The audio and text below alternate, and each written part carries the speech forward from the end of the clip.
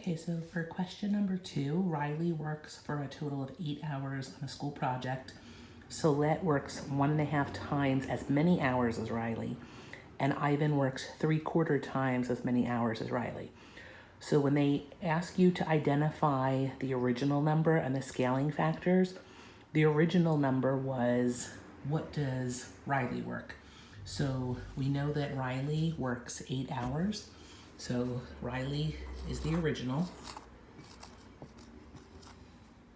That was Riley's amount.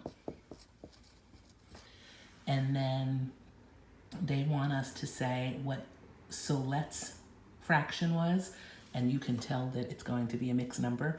So Solette works 1.5 times as many hours. So that was Solette. And then Ivan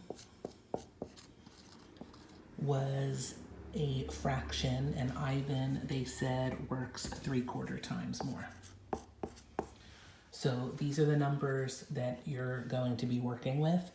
And then when you go to question number 3 and question number 4, they want you to use, so you can use the number line to help you, but you can also look at it in terms of, if you jump down to the bottom of 3, it says 1.5, so that's Solette's, times 8, because 8 again was the original number.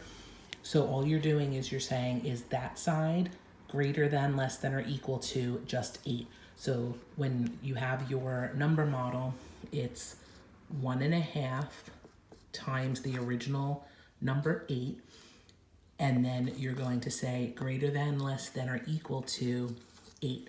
So remember when we had problems like this before when we did the scaling, I know I have 8 on both sides, so if I multiply by 1.5, is it going to make this side bigger, smaller, or the same as this side?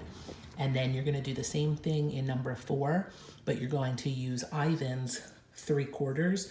So all you're doing is you're going to replace this 1.5 with 3/4, and then you're going to compare that number model. 3/4 times 8, greater than, less than, or equal to 8. So again, you're thinking about, because I know I have an 8 and an 8, when I multiply 3/4 by that 8, what is it going to do to that side?